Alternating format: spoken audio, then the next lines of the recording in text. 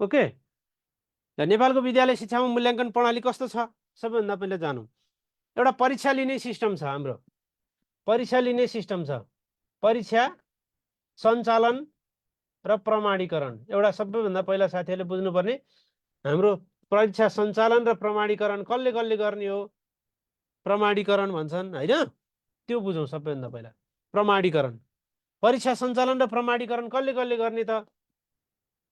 नेपालको विद्यालय शिक्षामा मूल्याङ्कन प्रणालीको कुरा गर्दाखेरि परीक्षा सञ्चालन र प्रमाणीकरण, त्यसको प्रमाणपत्र वितरण समेत कसले गर्ने? यो अब विद्यालय तहले गर्ने परीक्षा कुन कुन हो त? विद्यालयले गर्ने परीक्षा कुन कुन हो साथीहरू? ल भन्नुहोस् त, कमेन्ट लेख्नु त। विद्यालयले कुन कुन तहको परीक्षा लिन्छ? कुन कुन तहको परीक्षा लिने हो विद्यालयले? विद्यालयले लिने परीक्षा भनेको कक्षा 1 देखि 7 सम्म 9 कक्षाको परीक्षा लिने हो। अहिलेको स्थितिमा हाम्रा दस्तावेजहरूले भन्छन्, हाम्रो दस्तावेज भनेको राष्ट्रिय पाठ्यक्रम प्रारूप, लेटर ग्रेडिङ निर्देशिका, यस्ता कुराहरू छन् के। त्यसले यसो भन्छ साथीहरू। त्यसैले कक्षा 1 देखि 7 सम्मको परीक्षा, कक्षा 1 देखि 7 सम्मको परीक्षा, 7 सम्मको परीक्षा एउटा लिन्छ। त्यसै गरी 9 कक्षाको परीक्षा, कक्षा 9 को परीक्षा। तर अब 11 कक्षाको पनि त लिइरहेको छ नि सर, हाम्रो दस्तावेजहरूले त्यसो भन्दैन। हाम्रो व्यवहारमा चाहिँ 11 कक्षाको परीक्षा पनि विद्यालय तहमा भइरहेछ, विद्यालयले लिइरहेछ। तर हाम्रो दस्तावेजहरू राष्ट्रिय पाठ्यक्रम प्रारूप, लेटर ग्रेडिङ निर्देशिका, यस्ता दस्तावेजहरूले चाहिँ हैन कक्षा 11-12 को परीक्षा कसले गर्ने भनेर भनेको छ। त्यो चाहिँ 11-12 को परीक्षा चाहिँ राष्ट्रिय परीक्षा बोर्डलाई जिम्मा छ। त्यसैले विद्यालयले गर्ने परीक्षा कक्षा 1 देखि 7 सम्मको परीक्षा र कक्षा 9 को परीक्षा। अर्को अब स्थानीय तहले गर्ने परीक्षा कुन हो? स्थानीय तहले गर्न पाउने परीक्षा। अब कतिपय साथीहरूलाई लाग्न सक्छ कक्षा 5 को परीक्षा पनि हाम्रो त स्थानीय तहले लिइरहेछ हैन, त्यस्तो लाग्न सक्छ नि। तर त्यस्तो होइन, उसको अधिकार चाहिँ होइन, तर लिन चाहिँ पायो। माथिल्लो तहले म लिन्छु भन्न चाहिँ पायो, तर उसको अधिकार भनेको आधारभूत तहको अन्तिममा हुने परीक्षा, जसलाई 8 कक्षाको परीक्षा भन्छन्, आधारभूत तहको अन्तिम परीक्षा। स्थानीय तहको अधिकार भनेको के रहेछ? आधारभूत तहको अन्तिम परीक्षा। आधारभूत तहको अन्तिम परीक्षा जुन कक्षा 8 मा हुने परीक्षा, यसलाई के भनिन्छ? कक्षा 8 को परीक्षा। कक्षा 8 को वार्षिक परीक्षा चाहिँ कसले लिनेछ? स्थानीय तहले लिनेछ। अर्को कुरा, राष्ट्रिय पाठ्यक्रम प्रारूपले कक्षा 10 को परीक्षा कसले हुन्छ, कसले गर्ने भनेर छ? त्यो चाहिँ प्रदेश तहलाई रहेको छ। प्रदेश सरकारले गर्ने अधिकार हैन, प्रदेश सरकार। प्रदेश सरकारलाई कुन तहको परीक्षा गर्ने अधिकार छ भने माध्यमिक शिक्षा परीक्षा कक्षा 10, कक्षा 10 को परीक्षा गर्ने अधिकार प्रदेश सरकारलाई हो। गर्न मात्रै नसकेको हो हैन, त्यहाँ चाहिँ जनशक्तिको व्यवस्थापन, संरचना, सबै कुरा परीक्षा समितिका कुरा होलान् हैन। त्यहाँको चाहिँ भौतिक अवस्था परीक्षा गर्ने भनेपछि त त्यहाँ बिल्डिङ छुट्टै चाहियो, संरचना चाहियो है, त्यहाँ चाहिँ के चाहियो त? जनशक्ति चाहियो। सबै कुराको बन्दोबस्त नमिलिसकेर हो, नत्र भने प्रदेश सरकारलाई कक्षा 10 को परीक्षा गर्ने, परीक्षा सञ्चालन र प्रमाणीकरण गर्ने अधिकार दिएको छ है। अर्को कुरा साथीहरूले बुझ्नुपर्छ, त्यो चाहिँ सङ्घीय सरकार। सङ्घीय सरकारमा चाहिँ यो परीक्षा सम्बन्धी काम गर्ने के छ त? राष्ट्रिय परीक्षा बोर्ड छ। त्यो राष्ट्रिय परीक्षा बोर्ड, सङ्घ अथवा राष्ट्रिय परीक्षा बोर्ड, नेपाल सरकार अन्तर्गत राष्ट्रिय परीक्षा बोर्ड। यो राष्ट्रिय परीक्षा बोर्डको अधिकार भनेको चाहिँ के हो त साथीहरू? कक्षा 11-12 को परीक्षा सञ्चालन प्रमाणीकरण गर्ने अधिकार कक्षा 11 र 12।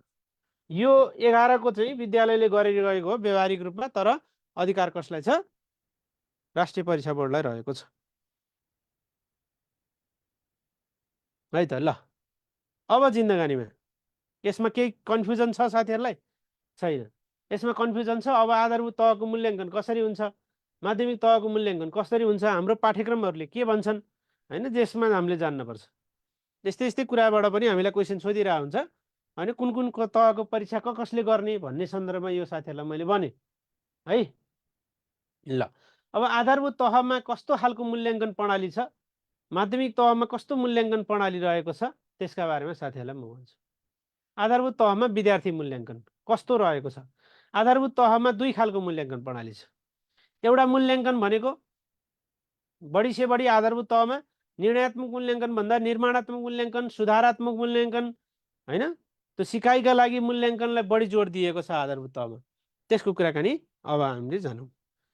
अब आधारभूत तहमा मूल्याङ्कन प्रणाली है त। अब यसको डिटेलमा पनि जान्छु म अहिले, टेन्सन मान्नु परेन साथीहरू। आधारभूत तहमा मूल्याङ्कन प्रणाली कस्तो छ? आधारभूत तहमा मूल्याङ्कन प्रणाली कस्तो छ? यो त मैले अघि परीक्षाको कुराकानी गरेको होइन।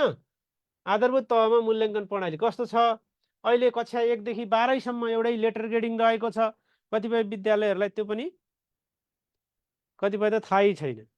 हाम्रो नयाँ आइसक्यो, थाहै हुँदैन। कतिपय त्यस्तो स्थिति पनि छ हाम्रो विद्यालयमा, होइन? अवस्था चाहिँ जटिलै छ। ल, आधारभूत तहमा मूल्याङ्कन कस्तो छ त? कस्तो अवस्था छ अहिले भन्नु खोजेको। अब अहिले कक्षा 1 देखि 3 सम्म चाहिँ वास्तवमा के छ त? पूर्ण रूपमा सिकाइका लागि मूल्याङ्कन। पहिला निरन्तर विद्यार्थी मूल्याङ्कन भन्ने गरेका थियौँ हामीले, कन्टिन्युअस एसेसमेन्ट सिस्टम भन्ने गरेका थियौँ। त्यो कन्टिन्युअस एसेसमेन्ट सिस्टमलाई अहिले के भन्छन्? सिकाइका लागि मूल्याङ्कन। सिकाइको मूल्याङ्कन होइन है, त्यो चाहिँ केका लागि? सिकाइका लागि, सिक्ने सिकाउने कामकै लागि मूल्याङ्कन गर्ने भन्ने कुरा अवलम्बन गरेको छ। 4 कक्षादेखि 8 कक्षासम्म चाहिँ के छ त? आन्तरिक मूल्याङ्कन र बाह्य मूल्याङ्कन छ। त्यो कुराकानी पनि हामीले गर्नुपर्छ।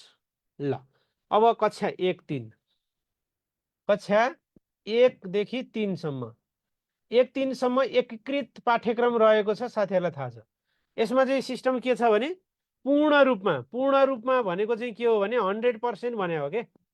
पूर्ण रूपमा भनेको चाहिँ 100% भनेको 100% सिकाइका लागि मूल्याङ्कन, सिकाइका लागि मूल्याङ्कन, सिकाइका लागि मूल्याङ्कन। त्यो भनेको आन्तरिकै मूल्याङ्कन भयो, सबै आन्तरिक गर्दै सिक्दै होइन गर्ने।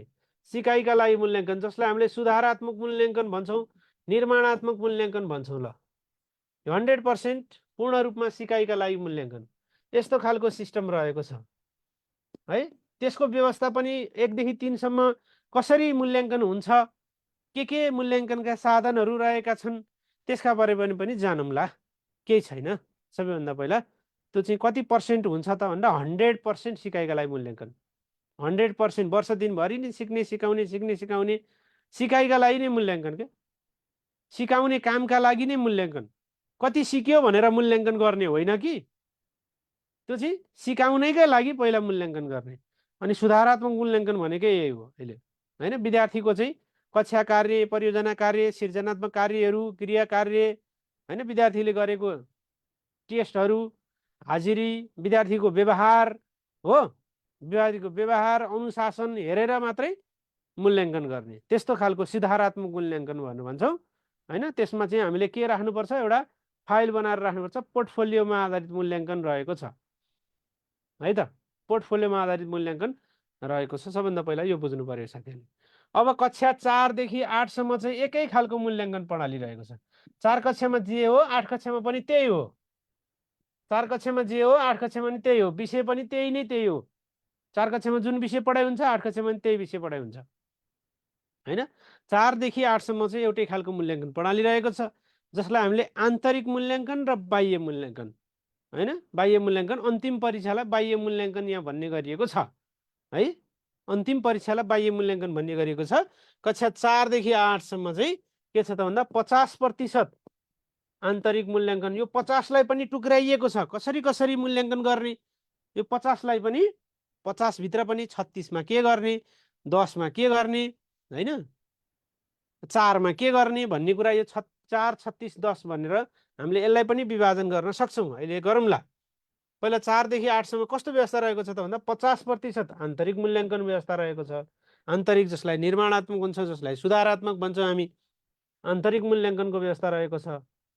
आन्तरिक मूल्याङ्कन भने अर्को 50% बाँकी रहेको 50% चाहिँ के रहेको छ? बाह्य मूल्याङ्कन रहेको छ। यो सर्फेसली साथीहरूले यो कुरा बुझौँ। अनि भित्र जम्ला हामी अहिले टेन्सन मान्नु परेन। यसको पनि 4-8 मा पनि 50 लाई कसरी भनिन्छ, 50 लाई कसरी क्याल्कुलेट गरिन्छ, अर्को 50 लाई कसरी क्याल्कुलेट गरिन्छ भन्ने कुरा पनि हेरौँला। ल, यहाँसम्म केही कन्फ्युजन छ साथीहरू? आधारभूत तहमा मूल्याङ्कन कसरी हुँदो रहेछ भन्ने कुरा यो हो, होइन? आधारभूत तहमा मूल्याङ्कन कसरी हुँदो रहेछ भन्ने कुरा रहेको छ। अब माध्यमिक तहमा पनि आन्तरिक मूल्याङ्कन र बाह्य परीक्षा भन्ने सिस्टम रहेको छ। आन्तरिक मूल्याङ्कन चाहिँ कम्तीमा 25% हैन, त्यो चाहिँ निर्माणात्मक मूल्याङ्कनका आधारमा तयार गर्ने हो। अर्को बाह्य परीक्षा भन्ने चाहिँ 75% निर्णयात्मक मूल्याङ्कन हुने गरेको छ। ल, कक्षा 1 देखि 3 सम्मको मूल्याङ्कन र कक्षा 4 देखि 8 सम्मको मूल्याङ्कन यो तरिकाले हुन्छ है त। 50-50 रहेको छ। यो 50 भित्र पनि के रहेको छ त, त्यसमा 4, 36, 10 भन्ने हुन्छ हैन। 4, 36, 10 कक्षामा उपस्थिति, सहभागिता, परियोजना र प्रयोगात्मक कार्य र त्रैमासिक परीक्षा, 3टा क्याटेगोरीमा छुट्याएको छ। त्यसमा पनि विषयगत फरक फरक हुन्छ हैन। सुनाई, बोलाइ, लेखाइ, पढाइ नेपालीमा हुन्छ। रिडिङ राइटिङका कुरा अङ्ग्रेजीमा हुन्छ हैन। विज्ञानमा, स्वास्थ्य, शारीरिक तथा सृजनात्मक कलामा फरक फरक रहेको छ। त्यसका बारेमा पनि हामी गफ गरिहाल्छौँ। सबैभन्दा पहिला यो कुरा बुझ्नुभयो साथीहरूले? ल लेख्नुस् त, बुझ्नुभयो कि भएन? ल लेख्नुस्। बुझिरहनु भएको छ? ठिक छ, ओके। ल यसमा केही कन्फ्युजन छैन। 4 देखि 8 कक्षासम्म 50-50, आन्तरिक 50%, बाह्य परीक्षा भनेको यो बाह्य परीक्षा, अन्तिम परीक्षालाई नै यहाँ कक्षा 4 देखि 8 सम्म बाह्य परीक्षाको रूपमा लिएको छ, यति मात्रै हो। अरू यो 50 भनेको चाहिँ विभिन्न इन्टरनल कुराहरू, वर्षभरि गरिरहने कुराहरू चाहिँ 50% हैन। अब कति पूर्णाङ्क हो सर भन्नु साथीहरूले, पूर्णाङ्कमा आधारित अहिलेको पाठ्यक्रम होइन, सबैको 100% अहिले, सबै विषयको 100% हो अहिले है त। कसैको पनि घटी बढी छैन, सबैको 100%। अहिले पूर्णाङ्कमा आधारित पाठ्यक्रम होइन, अहिले चाहिँ पाठ्य घण्टा र कार्य घण्टा तोकिएको छ। तैपनि सबैको पूर्णाङ्क कति हो? 100 हो है त। प्रतिशतमा आधारित पाठ्यक्रम हो यो, यति भन्न सक्छौँ अहिले हामीले। अब माध्यमिक तहमा परीक्षा प्रणाली कस्तो रहेको छ, माध्यमिक तहमा मूल्याङ्कन कस्तो छ भन्ने सन्दर्भमा हामी हेरौँ। माध्यमिक तहमा मूल्याङ्कन है त। ल, माध्यमिक तहमा मूल्याङ्कन कस्तो रहेको छ भन्दा, एउटा निर्माणात्मक परीक्षाका आधारमा आन्तरिक मूल्याङ्कन, जसलाई हामीले आन्तरिक मूल्याङ्कन भन्छौँ, आन्तरिक मूल्याङ्कन निर्माणात्मक आधारमा एउटा आन्तरिक मूल्याङ्कन। माध्यमिक तह भनेको कक्षा 9 देखि 12 सम्म एउटै हो है त। कक्षा 9 देखि 12 सम्म एउटै हो आन्तरिक परीक्षा, आन्तरिक मूल्याङ्कन। आन्तरिक मूल्याङ्कन चाहिँ कम्तीमा 25% रहेको छ है। आन्तरिक मूल्याङ्कन कम्तीमा कति रहेको छ? 25% रहेको छ भने बाह्य परीक्षा चाहिँ 75% को रहेको छ है त। बाह्य परीक्षा 75% रहेको छ। बाह्य परीक्षा चाहिँ 75%, 100 पूर्णाङ्क मध्ये 25% चाहिँ आन्तरिक मूल्याङ्कन, जसलाई हामीले कम्तीमा 25% भनेर भन्छौँ। त्यो बाह्य परीक्षा भनेको 75%, जसलाई हामीले निर्णयात्मक मूल्याङ्कन भन्छौँ। यो चाहिँ माथिको चाहिँ निर्माणात्मक मूल्याङ्कन हो। यो चाहिँ के हो साथीहरू? निर्माणात्मक मूल्याङ्कन हो। निर्माणात्मक मूल्याङ्कन निर्माणात्मक हो भने यो चाहिँ बाह्य परीक्षा चाहिँ के हो? यो चाहिँ निर्णयात्मक मूल्याङ्कन हो है। निर्णयात्मक मूल्याङ्कन हो, यो चाहिँ निर्णयात्मक मूल्याङ्कन हो। बाह्य परीक्षालाई निर्णयात्मक मूल्याङ्कन भनियो, जुन चाहिँ 75% हुन्छ हैन। 75% हुन्छ कम्तीमा। त्यो माथि 25 भएपछि त बाँकी त 75 भइहाल्यो, साथीहरूलाई थाहा छ। कक्षा 9 को परीक्षा विद्यालयले गर्छ। कक्षा 10, 11, 12 को परीक्षा बाह्य हुन्छ। 10 कक्षाको परीक्षा प्रदेशले गर्छ। 11 र 12 को सङ्घीय सरकारको हाम्रो के गर्छ? राष्ट्रिय परीक्षा बोर्डले गर्छ। यो कुरामा त साथीहरूलाई कन्फ्युजनै भएन। छ कन्फ्युजन? यहाँ ल लेख्नुहोस्, कन्फ्युजन छ? ल, कसैलाई कन्फ्युजन छ भने साथीहरू लेख्नु होला है। ओके, कति साथीहरूलाई कन्फ्युजन छ भने यहाँ लेख्नु होला। अब हामी कक्षा 1-3 मा सर 100% सिकाइका लागि मूल्याङ्कन त भन्नुभयो, तर कसरी कसरी हुन्छ सर, कुन कुन साधनहरूको प्रयोग गरिन्छ हैन भनेर साथीहरूले सोध्नुभयो भने त्यसका बारेमा पनि म भन्छु। अनि 1-3 मा कसरी हुन्छ, 4-5 मा कसरी हुन्छ, लेटर ग्रेडिङ कस्तो छ जिन्दगानीमा, त्यो समेत हामीले बुझ्नुपर्छ। त फीको बारेमा भनिदिनुहोस् सर भनेर चाहिँ लास्टमा भन्नुहुन्छ अहिले सरले हैन। हम सर आउनुहुन्छ होला सायद। ठिक छ। केही बुझ्नु भएको छैन भने भन्नु होला त। साथीले, एकजना साथीले लेख्नु भएको रहेछ, म त्यसको बारेमा फेरि भनिदिन्छु। अहिले परीक्षा प्रणाली यो हो। अहिलेको परीक्षा प्रणाली हाम्रो दस्तावेजहरूले भनेको है। अब त्यो लागू हुने कुरामा बिस्तारै होला। कक्षा 1 देखि 7 सम्म, कक्षा 1 2 3 4 5 6 7 यो कक्षासम्मको परीक्षा विद्यालयले गर्ने, कक्षा 9 को परीक्षा विद्यालयले सञ्चालन गर्ने, प्रमाणीकरण पनि विद्यालयले गर्ने। स्थानीय तहकोले गर्ने काम के हो त?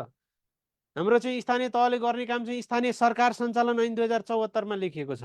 2074 6 को महिना 29 गतेमा के भनिएको छ? प्रासाप्रामा गागा बिबी साबी साबी सा बिनी ट्युसन पढ्ने हो आ भनेको छ नि। आधारभूत तहको अन्तिम परीक्षा, आधारभूत तहको परीक्षा सञ्चालन, त्यसको अनुगमन व्यवस्थापन गर्ने काम स्थानीय तहको हो अथवा गाउँपालिका नगरपालिकाको हो। त्यही भएर त्यहाँ लेखेको कुरा स्थानीय सरकार सञ्चालन ऐन 2074 मा भनिएको विषयवस्तु हो आधारभूत तहको अन्तिम परीक्षा कक्षा 8 को परीक्षा है त। ल अब यो प्रदेश सरकारले गर्ने हाम्रो चाहिँ प्रदेश सरकारको कामभित्र कार्यविभाजन नियमावली 2074 मा प्रदेश सरकारको सामाजिक विकास मन्त्रालय, शिक्षा विकास निर्देशनालयको काम कर्तव्य र अधिकारभित्र हेर्नुभयो भने माध्यमिक तहको परीक्षा सञ्चालन लेखेको छ। माध्यमिक तहको परीक्षा सञ्चालन भनेको माध्यमिक शिक्षाको कक्षा 10 को परीक्षा सञ्चालन हैन, कक्षा 10 को सञ्चालन त्यहाँ लेखिएको विषयवस्तु हो है। अब सङ्घको यो राष्ट्रिय परीक्षा बोर्डको काम कक्षा 11 र 12 को परीक्षा, अब कति कति कक्षाको परीक्षा बाह्य परीक्षा हुनेछ हैन। त्यो चाहिँ सार्वजनिक परीक्षा भन्यो भने कक्षा 10 11 12 हैन। कक्षा 8 को चाहिँ स्थानीय तहभित्र हुन्छ। यो कुरा बुझ्नु पर्यो सबैभन्दा पहिला। यो मैले भनिसकेँ साथीहरूलाई। यो चाहिँ कस्तो छ त आन्तरिक मूल्याङ्कन र बाह्य मूल्याङ्कन कस्तो कस्तो छ, आधा आधा छ कि बराबरी छ कि के छ? पहिला पहिला त 1 3 सम्म उदार कक्षोन्नति थियो, 4 5 मा 50-50 थियो, 6 7 मा 60 40 थियो, त्यस्तो थियो जमानामा। अहिले पाठ्यक्रम फेरियो हैन, पाठ्यक्रम फेरियो। पाठ्यक्रम 10-10 वर्षमा के हुन्छ? परिवर्तन हुन्छ। 5-5 वर्षमा पुनरावलोकन हुन्छ र प्रत्येक वर्ष अध्यावधिक हुन्छ। त्यसै अनुरूप फेरिएको हो यो पाठ्यक्रम है त। यो चाहिँ राष्ट्रिय पाठ्यक्रम प्रारूपले भनेको, मैले भने होइन। यो चाहिँ हाम्रा दस्तावेजहरूले भनेको, हाम्रो ऐन कानुन नियम नीति नियमहरूले भनेका कुरा होइन। ल अब यो माध्यमिक तहमा यस्तो हुन्छ भनेर भने मैले होइन सर 1 3 मा 100% सिकाइका लागि मूल्याङ्कन भन्नुभयो, के हो जिन्दगानीमा कुरो हैन, के हो त कुराकानी भन्दाखेरि त्यो कुराकानी पनि म गराउँछु साथीहरूलाई। ल लेख्नुहोस् है त। गर्न त विद्यालयले गर्छ, तर गरे पनि हाम्रा दस्तावेजले त्यही बोल्छ, जे बोलो त्यही लेख्यो है त। ल अब कक्षा 1 3 मा मूल्याङ्कन कसरी? कक्षा 1 देखि 3 सम्म को कुराकानी अलिकति दोहोऱ्याउँ साथीहरूलाई। कक्षा 1 देखि 3 सम्म 100% सिकाइका लागि मूल्याङ्कन भनेको हो नि, 100% सिकाइका लागि मूल्याङ्कन। अब यसका मूल्याङ्कनका तरिकाहरू जान्नुपर्छ। यसका मूल्याङ्कनका तरिकाहरू र साधनहरू। कमौली पकासा सोवाकु भनेपछि याद भइहाल्यो, 9 वटा मूल्याङ्कनका तरिका 9 वटा। यसका कक्षा 1 देखि 3 सम्म मूल्याङ्कनका तरिका कतिवटा? 9 वटा रहेका छन्। मूल्याङ्कनका तरिका है त। मूल्याङ्कनका तरिका भनेपछि के जान्नु पर्यो साथीहरूले? कमौली सम्झनु पर्यो। कमौली कमौली कमौली पकास सोअकु है त, यति जान्नु पर्यो। सोअकु यतिवटा तरिका हो, 9 वटा तरिकाहरू रहेका छन्। कक्षा 1 देखि 3 सम्म मूल्याङ्कनका तरिकाहरू कतिवटा रहेका छन् र शिक्षकले के गर्न सक्छन्? उपयुक्त तरिकाहरू अपनाउन सक्छन् है। उपयुक्त तरिका, उपयुक्त विधिहरू, उपयुक्त साधनहरू कक्षा कोठामा प्रयोग गर्न पाउँछन् शिक्षकले। के गर्न पाउने हो त? यो पहिलाको जस्तो होइन अहिले। कमौली पकास सोअकु यतिवटा तरिकाहरू अपनाउने हो। यसलाई भन्छन् मूल्याङ्कनको तरिका।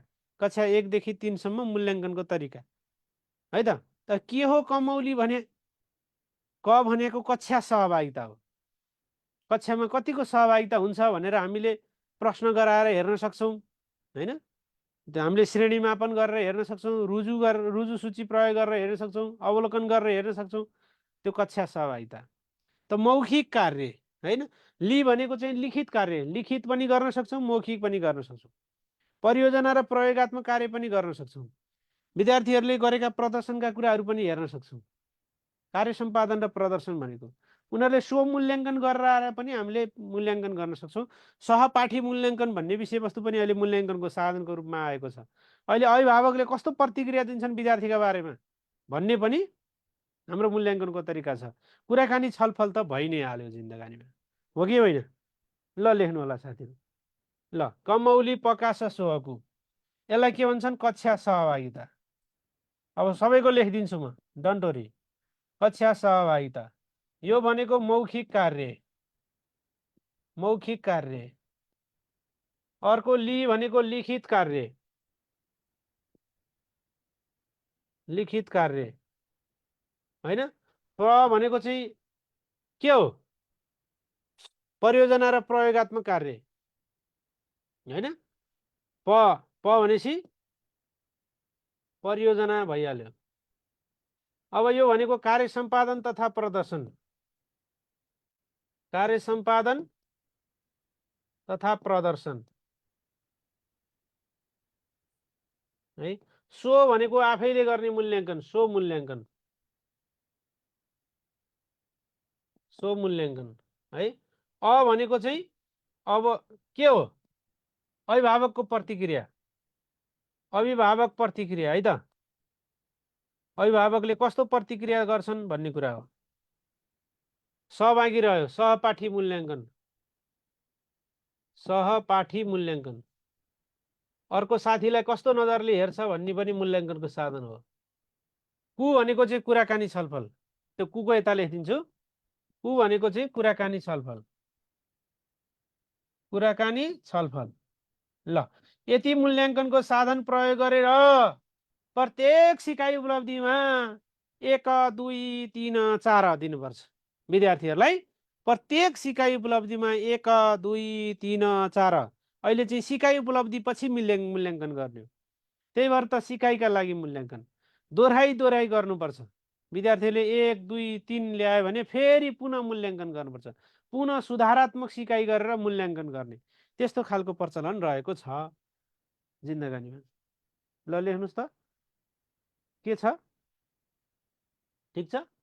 ल कमौली प्रकाश सोहकु, कमौली प्रकाश सोहकु है त। सार्नु भएको छैन होला साथीहरूले, एकचोटि हेर्नु होला।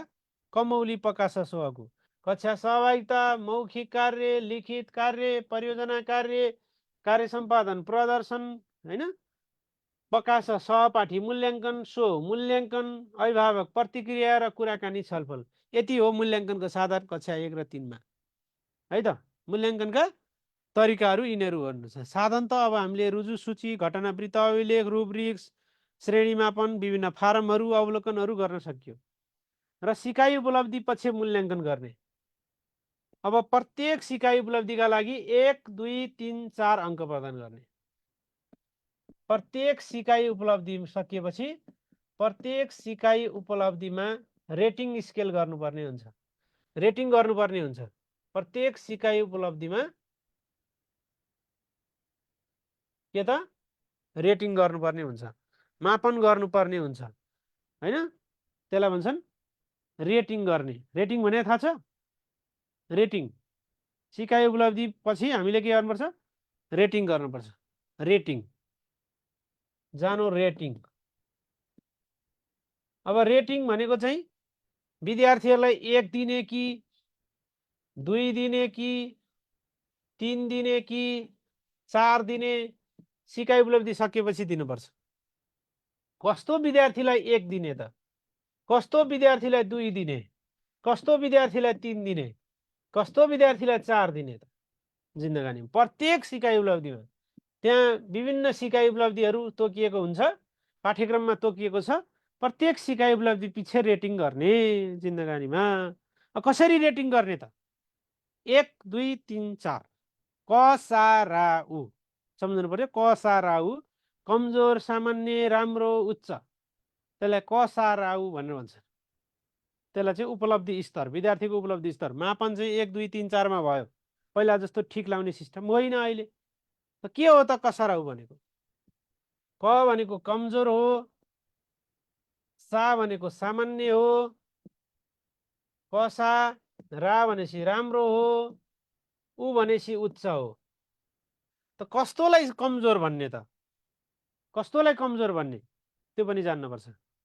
यो पनि सजिलो छ है। नआधेमा, नआधेमा भनेपछि सकिहाल्यो। नआधेमा भन्यो भने मुख्य सिकाइ उपलब्धिहरू त्यहाँ राखिएको छ हाम्रो पाठ्यक्रममा। त्यस्तो मुख्य सिकाइ उपलब्धिहरू हासिल गर्न सकेन, प्राप्त गर्न सकेन, त्यस्तोलाई 1 दिनुपर्छ है। सबै सिकाइ उपलब्धिमा सुधार चाहियो, विद्यार्थीलाई सुधारात्मक मूल्याङ्कन आवश्यकता छ अझै पनि, त्यसलाई 1 दिने। तर आधा आधा गरेको छ, आधा आधा भन्न सक्छ, त्यस्तो बालबालिका छन् भने त्यस्तालाई एउटा सिकाइ उपलब्धि सकिएपछि त्यसलाई 2 दिनुपर्छ। त्यसको सिकाइ उपलब्धि सकिएपछि फेरि लास्टमा एकमुष्ट निकाल्नु पनि पर्छ, त्यो शिक्षकले गर्ने हो हैन। आ भनेको चाहिँ आंशिक रूपमा सिकाइ उपलब्धि चाहिँ हासिल गरेकोलाई आ भनेको। आ भनेको त्यो नआधेमा, यसलाई सम्झनुस्, कसराउ नआधेमा, नआधेमा। अब क्वेसन कसरी सोध्छ, क्वेसन कसरी सोध्छ भने नि यसरी क्वेसन सोध्छ। आंशिक रूपमा सिकाइ उपलब्धि हासिल गरेको, आंशिक रूपमा सिकाइ उपलब्धि हासिल गरेको विद्यार्थीहरूलाई कक्षा 1 देखि 3 सम्म कुन उपलब्धिमा राखिन्छ? 1 2 3 4 मतलब 2 भन्न सक्छ। त्यति बेला अप्सन हाम्रो के भयो? 2 एन्सर भयो। त्यही त हो नि, 2 भन्ने अप्सन चाहिँ राइट एन्सर भयो। त्यसैले नआधेमा, यो के हो, यसको मिनिङ के हो? नआधेमा यो के भाषा बोलेको हो भन्ने साथीहरूलाई लाग्ला। त्यसलाई चाहिँ सर्टकटमा हामीले सम्झने तरिका हो। न भनेको नसकेको, आ भनेको आंशिक रूपमा सकेको, धे भनेको धेरै जसो हासिल गरेको, र मा भनेको माथिल्लो समेत भनेको। नआधेमा सर्टकटमा सम्झाउँदाखेरि हामीले के भन्छौँ? न भनेको चाहिँ नसकेको, के नसकेको, के नसकेको भन्नु होला नि फेरि? सिकाइ उपलब्धि नसकेको, नसकेको सिकाइ उपलब्धि हासिल गर्न नसकेको, यसलाई सर्टकटमा नसकेको भन्ने। आ भनेको आंशिक, आधा आधी हासिल गरेको, त्यसलाई हामीले आंशिक भनेर भन्छौँ। आंशिक, आंशिक भनेको केही केही भनौँ न। मुख्य सिकाइ उपलब्धि आंशिक रूपमा हासिल गरेको, अझै पनि सुधार चाहिँ चाहिएको छ उसलाई। 2 मै कहाँ पुग्यो र? 2 भने त 50% मात्रै भने, अझै सुधार चाहिएको छ भने। अब धे भनेको चाहिँ धेरै जसो, 75% भने जस्तो हो के होइन? धेरै जसो भनेको धेरै जसो सिकाइ उपलब्धि हासिल गरेको, तै पनि उसलाई सुधार त चाहिन्छ, 100 त पुगेको छैन अझै पनि भन्नु भने। मुख्य सिकाइ उपलब्धि हासिल चाहिँ गरिसक्यो, अझै माथिल्लो समेत हासिल गर्यो, माथिल्लो समेत भन्यो भने चाहिँ त्यस्तो विद्यार्थीलाई चाहिँ त्यो सिकाइ उपलब्धिमा कति दिने? 4 दिने, माथिल्लो समेत भनेर भन्छ। ल, नबुझ्नु भएको भए साथीहरूले भन्नु होला। कक्षा 1 देखि 3 सम्म कमौली, पकास, सोहकु भन्ने 9 वटा मूल्याङ्कनका तरिकाहरू अपनाएर विद्यार्थीको प्रत्येक सिकाइ उपलब्धिमा विद्यार्थीको के गरिन्छ? परीक्षण गरिन्छ र विद्यार्थीलाई सुधारात्मक मूल्याङ्कन पटक पटक सिकाइको अवसर दिइन्छ, पटक पटक सिकाइको अवसर दिइन्छ र प्रत्येक सिकाइ उपलब्धिमा मूल्याङ्कन गर्दा 4 वटा रेटिङ गरिन्छ। 4 वटा रेटिङ, 4 वटा नम्बरमा मापन गरिन्छ कक्षा 1 देखि 3 सम्म। 1 2 3 4 मुख्य त्यस्तालाई के भनिन्छ? 1 मापन गर्ने, त्यसलाई त्यसको उपलब्धि स्तर चाहिँ कमजोर हो, त्यो विद्यार्थीको उपलब्धि स्तर कमजोर हो। 2 प्राप्त गर्ने, त्यो सिकाइ उपलब्धिमा 2 प्राप्त गर्ने विद्यार्थी सामान्य खालको हो, 3 प्राप्त गर्ने विद्यार्थी राम्रो हो, र 4 प्राप्त गर्ने विद्यार्थी उच्च खालको हो। उच्च खालको ऊ भनेपछि माथिल्लो, यसरी सम्झे पनि हुन्छ। ल ल साथीहरू लेख्नुस् त, जिन्दगानीमा के छ? यहाँ केही छ कन्फ्युजन? ल, केही कन्फ्युजन छ? यहाँ केही कन्फ्युजन छ भने साथीहरू राख्नु होला। ल लेख्नुस् त, जिन्दगानीमा यहाँ केही कन्फ्युजन छ? अब क्वेसन कसरी सोध्छ सर? हो, सही हो, तपाईँले भन्नुभएको सही हो। 18 साल प्राथमिक तहमा सोधेको थियो। मुख्य सिकाइ उपलब्धि धेरै जसो हासिल गरेको विद्यार्थीलाई कुन स्तरले मापन गरिन्छ, अथवा त्यसरी सोध्छ क्वेसन होइन। यो आंशिक रूपले हासिल गरेकोलाई कहाँ राखिन्छ भन्न सक्छ? 2 मा राखिन्छ भन्नु पर्यो। धेरै जसो हासिल गरेकोलाई कहाँ राखिन्छ भन्न सक्छ, त्यसलाई 3 मा राखिन्छ भन्नु पर्यो। माथिल्लो समेत हासिल गरेकोलाई कहाँ राखिन्छ, मुख्य सिकाइ उपलब्धि हासिल गरेर पनि माथिल्लो समेत हासिल गरेकोलाई कहाँ राखिन्छ भनेर, हैन? त्यसरी क्वेसन सोध्छ। 1 2 आएको छ भने त्यसलाई जसरी हुन्छ सुधारात्मक मूल्याङ्कन गरेर 3 पुर्याउनु पर्छ। त्यस्तालाई 3 प्राप्त गरेछ भने फेरि त्यस्ता विद्यार्थीलाई पटक पटक मूल्याङ्कन गरेर पटक पटक सिकाइको अवसर दिएर 4 पुर्याउनु पर्छ। जसरी हुन्छ 4 पुर्याउने चाहिँ हाम्रो के हो, टार्गेट हो। ल यसरी मूल्याङ्कन गरिन्छ भन्ने कुरा त साथीहरूले केही कन्फ्युजन साथीहरूलाई छैन होला भन्ने मलाई लाग्छ। के कन्फ्युजन छ यहाँ? छैन। अनि त्यसको चाहिँ 4ले गुणन गरेर हाम्रो के गरिन्छ, उपलब्धि स्तरको मूल्याङ्कन गरिन्छ। लेटर ग्रेडिङ चाहिँ के गरिन्छ, 1 देखि 12 सम्म सर भन्नुभएको छ। लेटर ग्रेडिङ त साथीहरूलाई थाहा नै छ। अहिले कक्षा 1 देखि 12 सम्म एउटै खालको लेटर ग्रेडिङ छ। कक्षा 1 देखि 12 सम्म एउटै खालको लेटर ग्रेडिङ छ। लेटर ग्रेडिङ कक्षा 1 देखि 12 सम्म एकै खालको लेटर ग्रेडिङ छ है त। यसलाई यो कसले भनेको जिन्दगानीमा, यो कसले भनेको भनेर भन्नुभयो भने यो भनेको चाहिँ हामीले भने होइन, मैले भने नि होइन, तपाईँले भने नि होइन, सरकारको दस्तावेजले भनेको। नेपाल सरकारको दस्तावेज, जुन दस्तावेज आयो पुसको 7 गते 2078 सालमा है। 2078 सालमा पुसको 7 गते आयो, पुसामा आयो, मुसाखाना आयो है त। ल हेर्नुहोस् है त, मुसाखाना के आयो, लेटर ग्रेडिङ निर्देशिका भन्ने आएको छ। लेटर ग्रेडिङ निर्देशिका, अहिलेको निर्देशिकाले के भन्छ त्यसको कुरामा पनि जानु हामी। लेटर ग्रेडिङ निर्देशिका 2078 पुसको 7 गते आयो। यसको 2 पटक संशोधन भइसकेको छ अहिलेसम्म। पहिलो संशोधन त्यही वर्ष भयो, त्यही वर्ष 2078 साल 11 को महिना 18 गते भयो हैन। मूल्य भइ नै हाल्यो के हैन, जुङ्गामा ठारेर भइ नै हाल्यो। के छ जिन्दगानीमा, ठिक छ, लेख्नुहोस् है। अनि दोस्रो संशोधन पनि भयो, दोस्रो संशोधन पनि भइ नै हाल्यो। दोस्रो संशोधन कहिले भयो, 2080 मा भयो, वैशाखको 21 गते भयो। यो कुराकानी पनि साथीले बुझ्नु। यो लेटर ग्रेडिङ निर्देशिका। अब यो लेटर ग्रेडिङ निर्देशिका अनुसार कक्षा 1 देखि 12 सम्मको अहिलेको लेटर ग्रेडिङ कस्तो छ भन्न सोध्छ। क्वेसन के भनेर आउन सक्छ, कुनै विद्यार्थीले 100 पूर्णाङ्कको मूल्याङ्कनमा 100 पूर्णाङ्कको परीक्षामा 56 अङ्क प्राप्त गर्यो, उसको ग्रेड पोइन्ट कति हो, ग्रेड कति हो भन्न सोध्छ क्वेसन है। त्यसरी क्वेसन सोध्छ। हामीलाई त्यो कुरा जान्नुपर्छ। लेटर ग्रेडिङ निर्देशिका 2078 अनुसार के छ त, पहिलो संशोधन दोस्रो संशोधन भइसकेको छ। साथीहरूले यो कुरा बुझ्नु पर्यो। अहिले सी र डी ल्याउनै पर्छ, 75% हाजिरीले हुनै पर्छ हैन। यो व्यवस्था छ, त्यो व्यवस्था छ। यसको अलिकति कुराकानी गरौँ। अब हामी त अरू क्लासमै गरिहाल्छौँ। अब लेटर ग्रेडिङ सिस्टम कस्तो छ, लेटर ग्रेडिङ सिस्टम कस्तो छ। अहिले 8 वटा ग्रेडको व्यवस्था छ। कतिवटा ग्रेडको व्यवस्था छ, 8 वटा ग्रेडको व्यवस्था छ। अब साथीहरूलाई यसको प्रतिशतका आधारमा त्यसको ग्रेड पोइन्ट, त्यसको चाहिँ ग्रेड, त्यसको व्याख्या, त्यति कुरा जान्नुपर्छ। एउटा प्रतिशत, उपलब्धि विद्यार्थीले हासिल गरेको प्रतिशत, त्यस पछाडि ग्रेड पोइन्ट, ग्रेड पोइन्ट अनि त्यसको ग्रेड, त्यसको त्यो ग्रेडको व्याख्या, यति जान्नुपर्छ।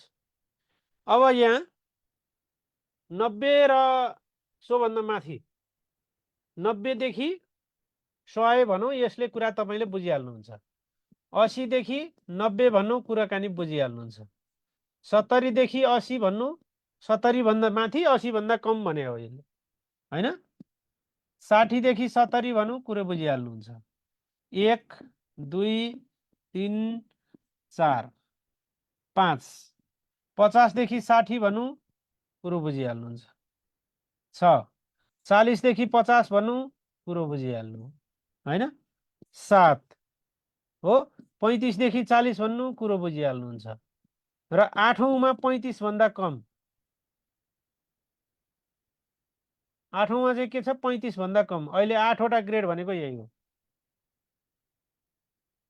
8वटा ग्रेड भनेको यही हो अब ग्रेड पोइन्ट भनेको 40 बाट घटाउँदै आयो भइहाल्छ 40 36 यसरी क्या है हैन बीचमा दशमलव राखिदिनु त नि 32 28 हो 24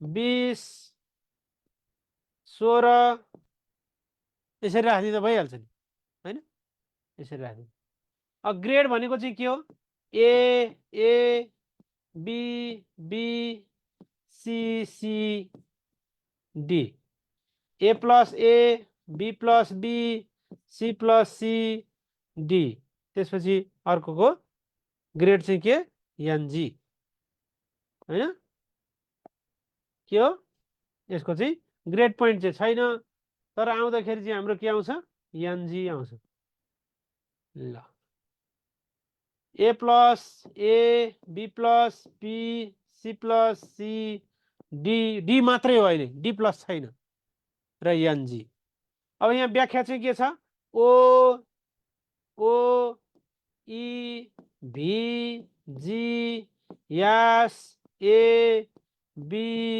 एन ओई भिजी साबन ओई भिज्यो साबन सम्झँदाखेरि ओई भिजी साबन यसरी याद गर्न सक्छौँ आउटस्ट्यान्डिङ हैन यसलाई के भन्छौँ आउटस्ट्यान्डिङ भन्छौँ आउटस्ट्यान्डिङ हैन एक्सलेन्ट एक्सलेन्ट भेरी गुड हो गुड सेटिस्फ्याक्टरी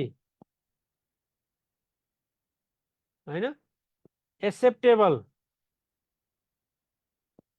बेसिक र नट ग्रेडेड नन ग्रेडेड होइन कि नट ग्रेडेड यो कुराकानी बुझ्नुहुन्छ